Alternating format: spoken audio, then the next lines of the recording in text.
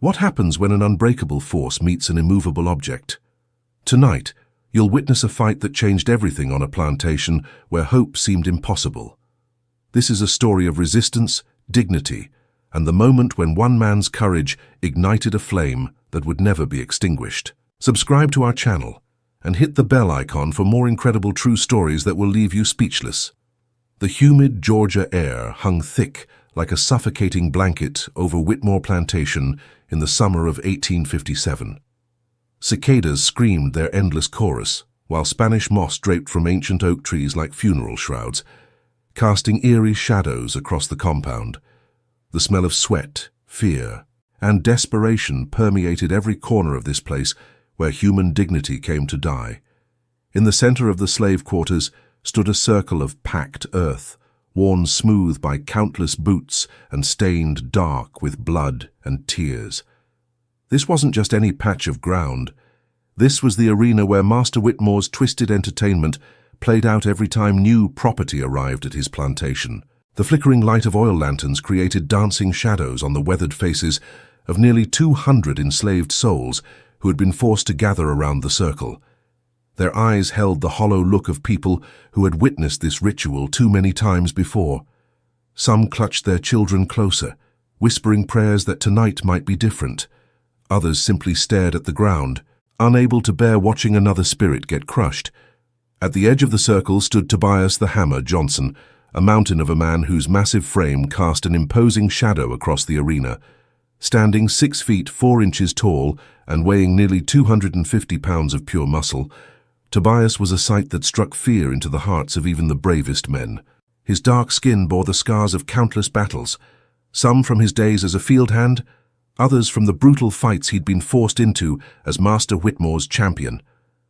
Tobias's hands, large enough to crush a man's skull, hung loosely at his sides as he surveyed the crowd with dead eyes. Those hands had broken bones, shattered dreams, and extinguished hope more times than he cared to remember. His face, once handsome and full of life, now resembled a mask carved from stone. Emotionless, calculating, and terrifyingly efficient. "Ladies and gentlemen," Master Whitmore's voice boomed across the courtyard as he stepped onto a makeshift platform constructed from old wooden crates. At 52 years old, Jeremiah Whitmore was a man who had built his fortune on the backs of human misery.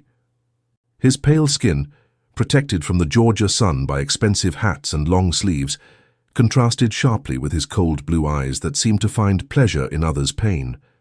Beside him stood his son, Marcus, a 25-year-old replica of his father's cruelty but lacking the older man's cunning. Marcus fidgeted with excitement, his hands clasped behind his back as he anticipated the violence to come. "Tonight, we welcome 12 new additions to our family," Whitmore continued, his voice dripping with false warmth. "And as is our tradition, they must be properly introduced to our ways." The crowd of enslaved people shifted uncomfortably. They knew what introduction meant. It meant watching their new brothers and sisters get beaten into submission by Tobias, the man who had once been one of them, but had been transformed into something else entirely, a weapon wielded by their oppressor. Tobias remembered his first night on this plantation 15 years ago. He had been 22 then, fresh from a smaller farm in South Carolina, where he had worked alongside his father and younger brother. That night, he had faced the previous champion, a man named Samuel, who had held the position for 8 years. Tobias had fought with everything he had, driven by rage and the desperate hope that victory might earn him some small measure of respect or better treatment. He had won that fight, breaking Samuel's ribs and leaving him unconscious in the dirt. But victory had come with a price he hadn't understood at the time. With each subsequent fight, each new arrival he was forced to defeat, a piece of his soul had died. The other enslaved people began to fear him, to see him as an extension of their master's will rather than one of their own. The isolation was perhaps the cruelest punishment of all. Tobias ate alone, slept alone, and carried the weight of his actions in solitude. He had become exactly what Master Whitmore wanted, a symbol of hopelessness, proof that resistance was futile, that even the strongest among them could be broken and turned against their own people. "Bring forth the first challenger," Whitmore commanded, clapping his hands together with glee. From the shadows emerged Overseer Hayes, a wiry man with a face like a ferret and a disposition twice as nasty. He dragged forward a young man who couldn't have been more than 19 years old. The boy's name was Samuel, named after the previous champion Tobias had defeated years ago, and he trembled as he was shoved into the circle. Samuel was tall but thin, his muscles not yet fully developed. His eyes darted around the crowd, searching for a friendly face, some sign of hope or encouragement. Instead, he found only pity and resignation. The older enslaved people had learned long ago that cheering for the challengers only brought punishment upon themselves. "Please," Samuel whispered as Tobias approached him, "I don't want to fight. I just want to work and keep my head down." Tobias felt something twist in his chest, a feeling he had tried to bury for years. This boy reminded him of his younger brother, David, who had been sold to a different plantation when their previous master fell into debt. For just a moment, Tobias saw David's face looking back at him, pleading for mercy that Tobias was not allowed to give. "I'm sorry," Tobias said quietly, his voice barely audible over the crackling of the lanterns. "But if I don't do this, they'll make it worse for both of us." The fight was over in less than 2 minutes. Samuel tried to run, but there was nowhere to go. Tobias caught him easily, delivering a single devastating blow to the solar plexus that dropped the young man to his knees, gasping for air. A second punch to the jaw sent Samuel sprawling unconscious in the dirt. The crowd watched in silence as Overseer Hayes dragged Samuel's limp form away. 1 down, 11 to go. The next challenger was an older man named Moses, perhaps 40 years old, with graying hair and hands calloused from decades of hard labor. He had more experience than Samuel, more understanding of what he was facing. Moses didn't plead or try to run. Instead, he raised his fists and prepared to fight with whatever dignity he could muster. "You don't have to do this," Moses said to Tobias as they circled each other. "We're brothers, you and I. We share the same chains, the same pain." "No," Tobias replied, his voice hollow. "I stopped being your brother a long time ago." Moses lasted longer than Samuel, nearly 5 minutes, but the outcome was inevitable. Tobias's superior size, strength, and experience overwhelmed the older man's courage and determination. When Moses finally fell, blood trickling from his split lip, he looked up at Tobias with eyes full of disappointment rather than anger. "What have they turned you into?" Moses whispered before losing consciousness. The question hit Tobias like a physical blow. He had asked himself the same thing countless times over the years, usually in the dark hours before dawn, when sleep eluded him, and guilt gnawed at his soul like a hungry rat. One by one, the challengers came forward. A teenage boy who cried for his mother, a middle-aged field hand who fought with desperate fury, a young father who begged Tobias to think of his own family. Each fight ended the same way, with another broken body being dragged from the circle and another piece of Tobias's humanity dying. By the time the 10th challenger fell, the crowd had grown restless. Some of the children were crying, their mothers trying to comfort them while fighting back their own tears. The men stood with clenched fists and burning eyes, their anger barely contained. Master Whitmore seemed to sense the mood shift and gestured for more guards to position themselves around the perimeter. "2 more," Whitmore announced gleefully, "and then we can all retire for the evening, secure in the knowledge that our new family members understand their place in our little community." The 11th challenger was a woman, something that hadn't happened in years.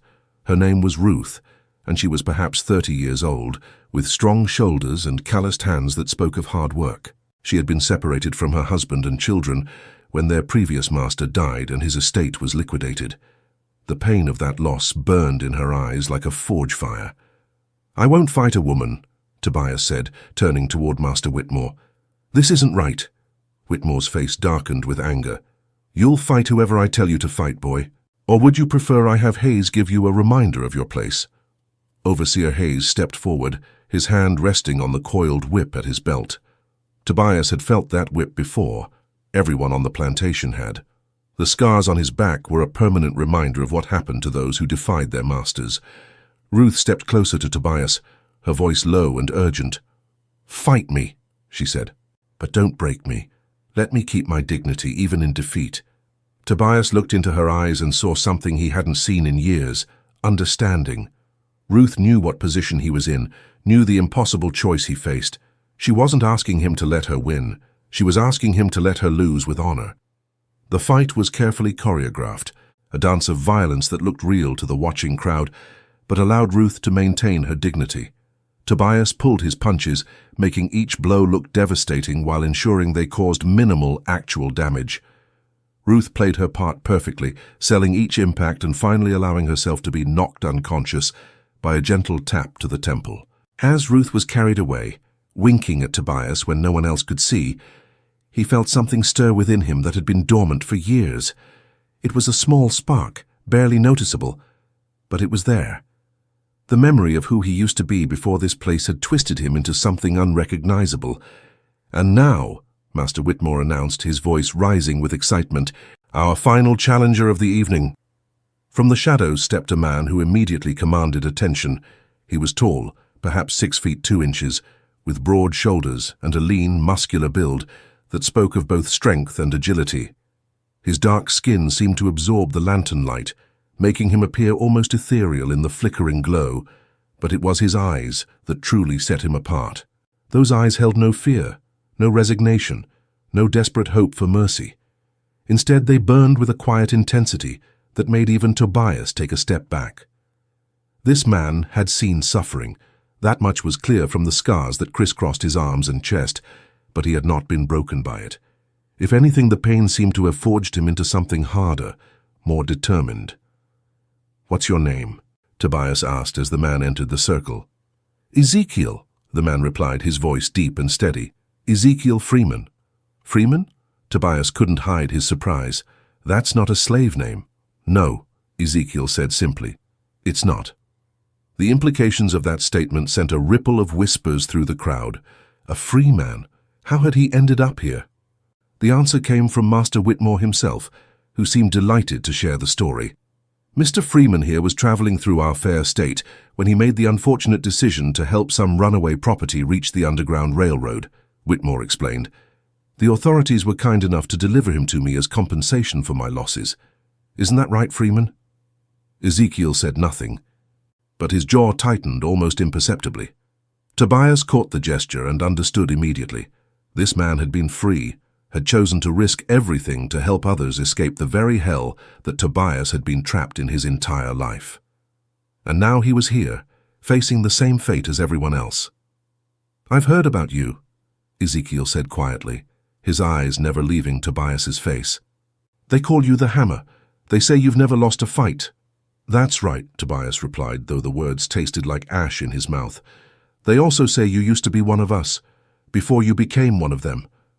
The accusation hung in the air like smoke from a funeral pyre. Tobias felt the eyes of every enslaved person in the crowd boring into him, waiting to see how he would respond. Some looked at him with hatred, others with pity, but all of them were watching to see if any trace of the man he used to be still existed.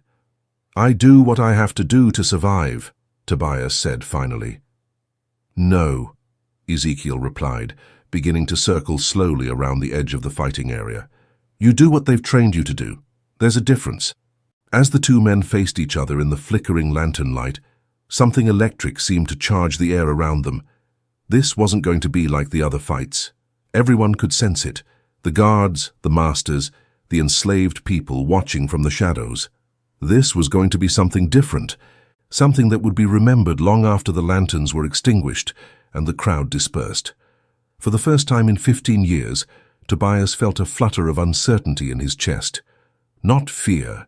He had long ago forgotten how to feel fear for his own safety, but something else, something that felt almost like anticipation. The circle seemed to shrink as the two men began their deadly dance. Tobias had fought hundreds of battles in this very spot, but something about this moment felt different. The air itself seemed to crackle with tension, and even the ever-present chorus of cicadas had fallen silent, as if nature itself was holding its breath. Ezekiel moved with a fluid grace that immediately caught Tobias's attention. Most of the men he fought were either terrified novices or aging field hands whose bodies had been broken by years of brutal labor. But Ezekiel moved like a predator, balanced, controlled, and utterly confident in his own abilities. "You don't have to do this," Tobias said, though he knew the words were meaningless. They both understood that there was no choice here, no escape from the twisted theater that Master Whitmore had orchestrated. "Yes, I do," Ezekiel replied, his voice calm and steady, "but not for the reasons you think." Before Tobias could ask what he meant, Ezekiel struck. The punch came faster than Tobias had expected, a lightning-quick jab aimed at his solar plexus. Tobias managed to twist away at the last second, the blow glancing off his ribs instead of landing with full force. Even so, the impact sent a shock of pain through his body that he hadn't felt in years. The crowd gasped. In 15 years of fighting, no one had ever landed the first blow on Tobias. Not once.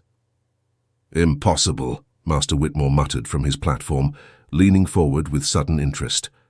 Tobias recovered quickly, his years of experience taking over. He launched a devastating right cross toward Ezekiel's jaw, the same punch that had ended dozens of fights before. But Ezekiel wasn't there when the blow arrived. He had slipped to the side with minimal movement, making Tobias's massive fist whistle harmlessly through empty air.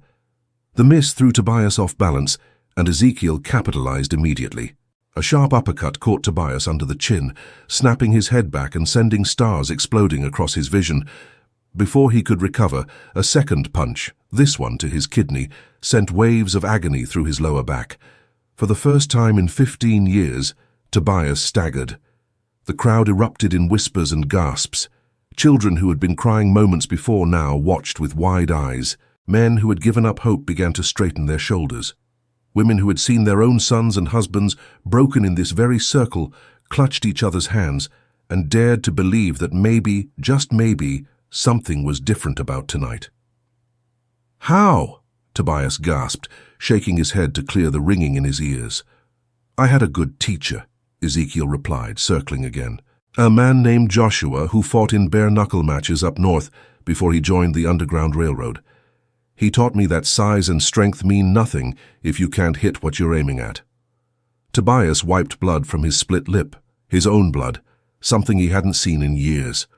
The metallic taste filled his mouth, but instead of discouraging him, it seemed to awaken something primal and fierce. This was what fighting was supposed to feel like, not the one-sided beatings he had been delivering for years, but a real contest between equals. "Good," Tobias said, raising his fists again. "I was getting tired of fighting children." What followed was unlike anything the plantation had ever witnessed. The two men moved around the circle like gladiators, each seeking an advantage, each testing the other's defenses. Tobias's raw power was matched by Ezekiel's speed and technique. When Tobias threw a haymaker that could have decapitated a smaller man, Ezekiel ducked under it and responded with a combination of body shots that left Tobias gasping. When Ezekiel tried to use his footwork to stay on the outside, Tobias cut off the ring and forced him into close quarters, where his size advantage could come into play. The sound of flesh striking flesh echoed across the courtyard like gunshots. Both men were bleeding now, Tobias from cuts above both eyes and a split lip, Ezekiel from a gash on his cheek and what looked like a broken nose. But neither man showed any sign of backing down. "Why are you doing this?" Tobias demanded during a brief clinch, his voice barely audible over the crowd's growing excitement. "You could have just gone down easy like the others, made it simple for both of us." "Because," Ezekiel replied, breaking free and landing a sharp hook to Tobias's ribs, "someone needs to remind you who you really are." The words hit Tobias harder than any physical blow. For just a moment his guard dropped, and Ezekiel took advantage. A perfectly timed right cross caught Tobias flush on the jaw, sending him stumbling backward toward the edge of the circle. The crowd was on its feet now, their earlier resignation replaced by something that had been absent from this place for far too long: hope. They weren't cheering. That would have brought swift punishment from the guards. But their silence was electric with possibility. Master Whitmore was no longer smiling. His face had gone pale, and his hands gripped the edge of his platform so tightly that his knuckles had turned white. This wasn't supposed to happen. Tobias was supposed to be unbeatable, a symbol of the futility of resistance. If he lost, or even if he struggled, it would send a message that Whitmore couldn't afford to have spread through his plantation. "Finish him!" Whitmore shouted, his voice cracking with desperation. "Finish him now!" But Tobias wasn't listening to his master anymore. For the first time in 15 years, he was fighting for himself rather than for someone else's entertainment. The realization was both terrifying and exhilarating. Ezekiel pressed his advantage, landing a series of quick jabs that kept Tobias off balance. But the bigger man's conditioning was extraordinary, a product of years of hard labor and constant training. He absorbed the punishment and kept coming forward looking for an opening. That opening came when Ezekiel, perhaps overconfident from his early success, tried to end the fight with a dramatic overhand right. It was a powerful punch, but it left him exposed for just a fraction of a second. Tobias slipped the blow and countered with a devastating left hook that caught Ezekiel in the ribs. The sound of the impact was sickening, like a tree branch snapping in a storm. Ezekiel doubled over, gasping for air, and Tobias followed up with an uppercut that lifted the smaller man off his feet and sent him crashing to the ground. For a moment, it looked like the fight was over. Ezekiel lay motionless in the dirt, blood trickling from the corner of his mouth. The crowd's brief moment of hope seemed to deflate like a punctured balloon. Master Whitmore began to smile again, relief washing over his features. But then Ezekiel moved. Slowly, painfully, he pushed himself up to his hands and knees. Blood dripped from his face onto the packed earth, but his eyes, those burning, defiant eyes, never lost their fire. "Stay down," Tobias said, and there was something almost pleading in his voice. "Please, just stay down." Ezekiel looked up at him, and when he spoke, his voice was thick with blood but steady with conviction. "I can't do that. Too many people are watching. Too many people need to see that we don't have to stay down." He struggled to his feet, swaying slightly, but somehow managing to raise his fists again. The crowd drew in a collective breath. Even the guards seemed transfixed by the display of raw courage. "You're going to get yourself killed," Tobias warned. "Maybe," Ezekiel admitted, "but I'd rather die on my feet than live on my knees." The words echoed across the courtyard, and Tobias felt something crack inside his chest. Not a rib or a bone, but something deeper. Something that had been frozen for 15 years was beginning to thaw, and the sensation was both painful and liberating. They came together again, but this time the fight had a different quality. It was no longer about winning or losing, about entertainment or punishment. It had become something primal and pure, a test of will, a battle for the very soul of everyone watching. Ezekiel was clearly hurt, his movements slower and less precise than before, but he kept coming, kept throwing punches, kept refusing to surrender. And with each blow he absorbed, each time he got back up when he should have stayed down, something changed in the faces of the watching crowd. The fear was still there. It would always be there in a place like this. But it was no longer the only emotion visible. There was anger now and determination and something that looked almost like pride. They were watching one of their own refuse to be broken, and it was awakening something in them that had been dormant for far too long. Tobias found himself holding back, pulling his punches in ways he hadn't done since his fight with Ruth earlier that evening. But this was different. With Ruth, he had been showing mercy to someone who was clearly outmatched. With Ezekiel, he was beginning to realize that he didn't want to win. The thought was so foreign, so completely at odds with everything he had been conditioned to believe, that it nearly paralyzed him. For 15 years, his entire identity had been built around being unbeatable, around being the instrument of his master's will. What was he if not that? "I can see it in your eyes," Ezekiel said during another brief clinch, his breath hot against Tobias's ear. "You remember now, don't you? You remember who you used to be." "I don't know what you're talking about," Tobias replied, but the words lacked conviction. "Yes, you do. You remember having a name that wasn't given to you by a white man. You remember having dreams that didn't involve breaking other people's spirits. You remember what it felt like to hope." Tobias tried to push Ezekiel away, but the smaller man held on, continuing to speak in that same urgent whisper. "I know about your brother David. I know about your father Samuel. I know about the woman you loved before they sold her to a plantation in Alabama. I know because I've been carrying messages for the Underground Railroad for 3 years. And your story, your real story, is one that people tell to give each other courage." The words hit Tobias like physical blows. David, Samuel, Maria. Names he hadn't allowed himself to think about in years, people he had forced himself to forget, because remembering them was too painful. "They're still alive," Ezekiel continued. "David is working on a farm in Pennsylvania, free soil. Your father died 2 years ago, but he died free. And Maria. Maria has been looking for you for 15 years. She never gave up hope that someday you'd find your way back to who you really are." Tobias felt his knees buckle, but it wasn't from any physical blow. The weight of 15 years of suppressed emotion, of buried hope and forgotten dreams, came crashing down on him all at once. He staggered backward, his hands dropping to his sides. "You're lying," he whispered. "I'm not," Ezekiel replied, lowering his own fists. "And deep down, you know I'm not." The crowd sensed that something fundamental had shifted. The two men stood facing each other in the center of the circle, but they were no longer fighting. Instead, they seemed to be having a conversation that was somehow more important than any physical contest. Master Whitmore sensed it too, and his face was now purple with rage. "What are you doing?" he screamed at Tobias. Finish him now, or I'll have you both whipped until there's nothing left but bone." But Tobias wasn't listening. For the first time in 15 years, he was remembering what it felt like to be human. The silence that followed Master Whitmore's threat was deafening. Even the night sounds of the Georgia countryside seemed to pause, as if the very earth was holding its breath. In that moment of crystalline clarity, Tobias felt the weight of 15 years of carefully constructed lies begin to crumble around him. He looked at Ezekiel, who stood bleeding but unbowed in the center of the circle, and saw something that terrified him more than any whip or chain ever could.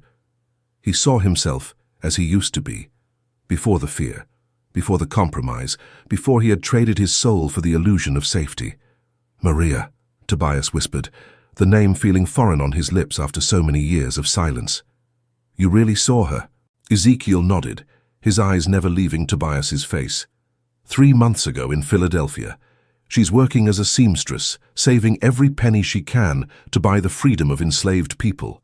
She told me that if I ever met a man named Tobias Johnson, a man they called the Hammer, I should tell him that she never stopped believing in the man she fell in love with. The words shattered something inside Tobias's chest.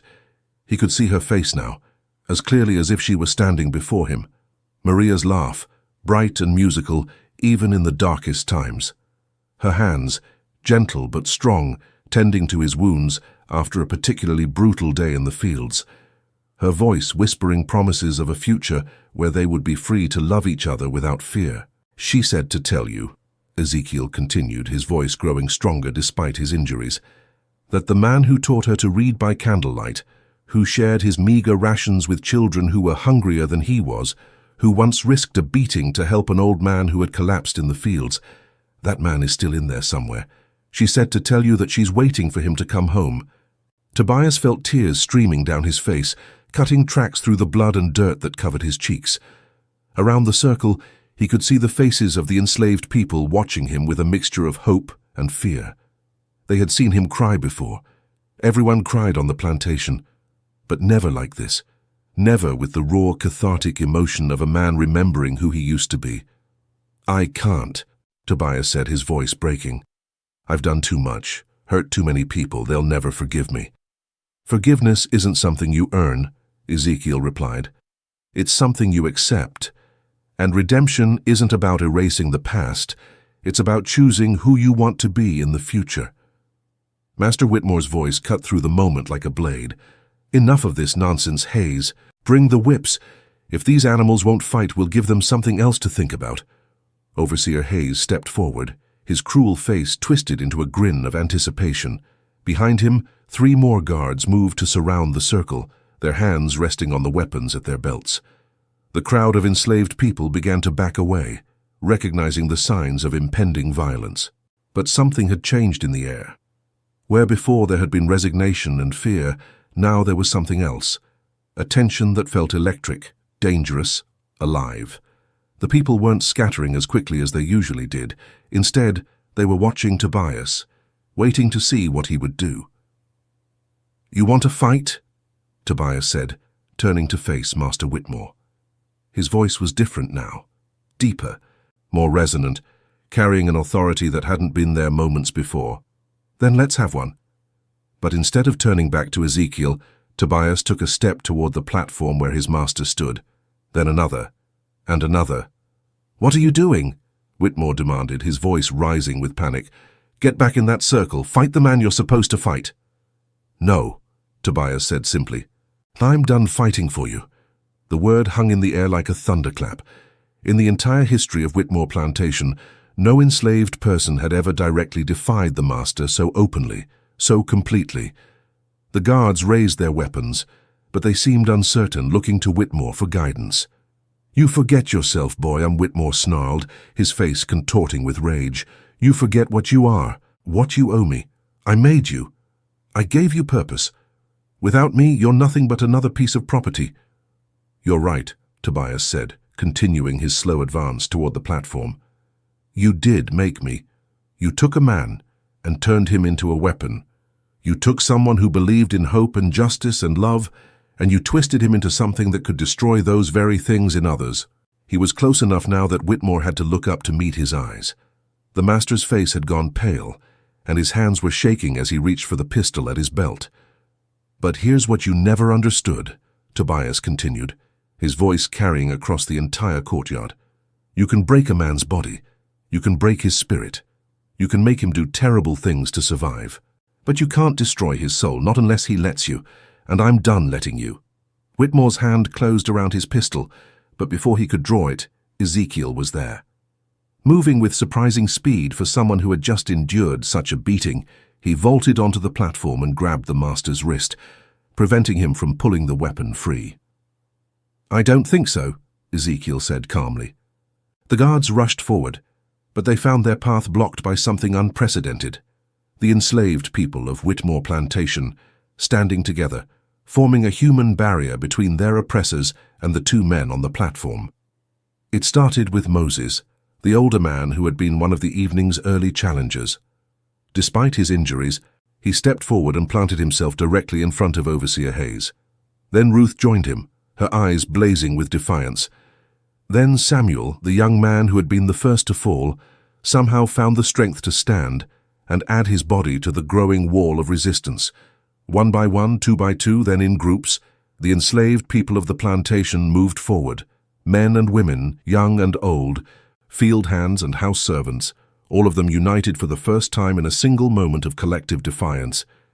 "Get back!" Hayes screamed, raising his whip. "Get back, or I'll flay the skin from every one of you." But they didn't move. They stood there, shoulder to shoulder, facing down the instruments of their oppression with nothing but their shared humanity and their newfound courage. On the platform, Master Whitmore was struggling against Ezekiel's grip, his face purple with rage and exertion. "You're all dead!" he screamed at the crowd. "Every last one of you! I'll have you hanged! I'll have you burned alive!" "No," Tobias said, stepping up beside Ezekiel. "You won't."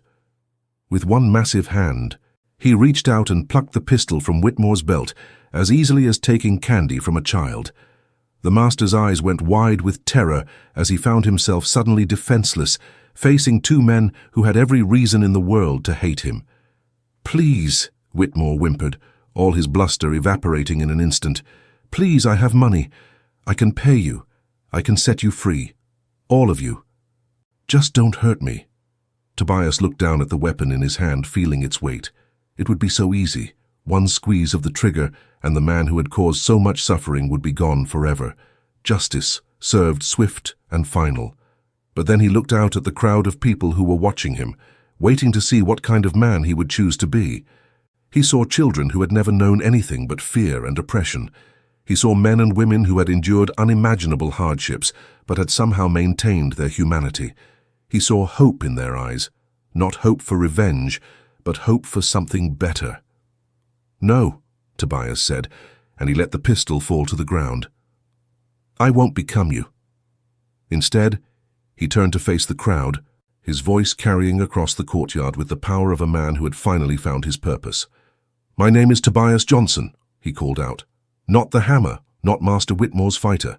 Tobias Johnson, and I am not your enemy. I never was your enemy. I was your brother who lost his way, and I'm asking, begging for the chance to find it again." The response was immediate and overwhelming. The crowd surged forward, not with violence but with joy. Men who had feared him for years reached out to clasp his hands. Women who had watched him break their sons and husbands embraced him with tears streaming down their faces.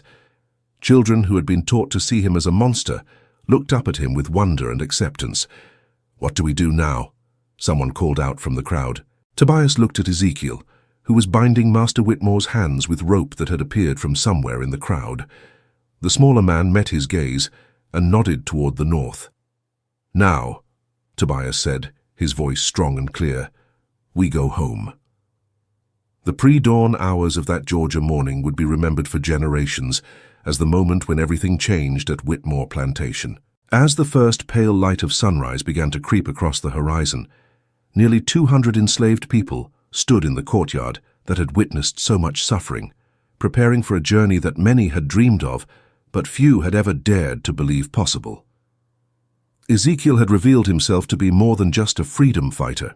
He was a conductor on the Underground Railroad, with connections and safe houses stretching all the way to the Canadian border.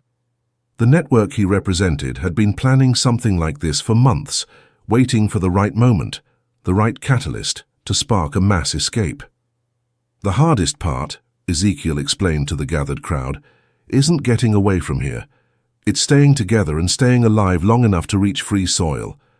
They had perhaps 6 hours before Master Whitmore's absence would be noticed by neighboring plantations. 6 hours before the alarm would be raised and the hunt would begin. It wasn't much time to organize nearly 200 people for a journey that would take weeks, but it would have to be enough. Tobias found himself in an unexpected position of leadership. The same physical presence that had made him such an effective enforcer of oppression now made him a natural choice to help organize their escape. But more than that, his transformation had given the others something they had never had before: proof that change was possible, that even the most broken among them could find redemption. "We'll travel in smaller groups," Tobias announced, his voice carrying easily across the courtyard. "Families stay together, but we spread out along different routes. If one group gets caught, the others keep moving." Ruth stepped forward, her earlier injuries forgotten in the excitement of the moment. "What about supplies? Food, water? We can't make it to the next state on empty stomachs." "The plantation storehouse," suggested Moses, pointing toward a large wooden building near the main house. "There's enough dried meat and grain in there to feed us for days." "And weapons," added Samuel, his young face hard with determination. "If they come after us, we need to be able to defend ourselves."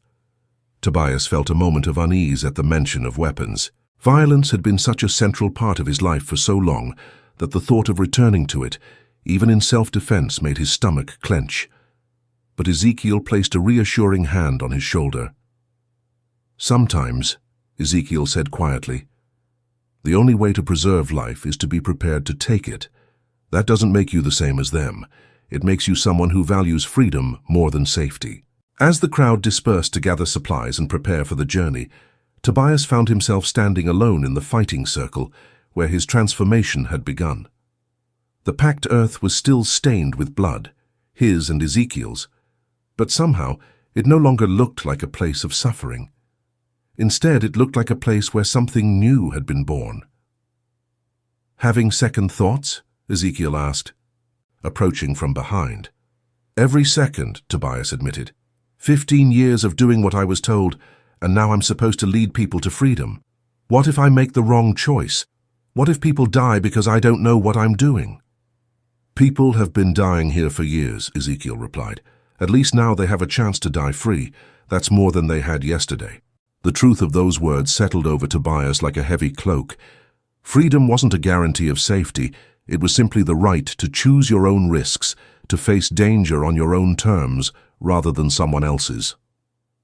As the sun climbed higher, the plantation began to empty in a way that would have been unimaginable just hours before.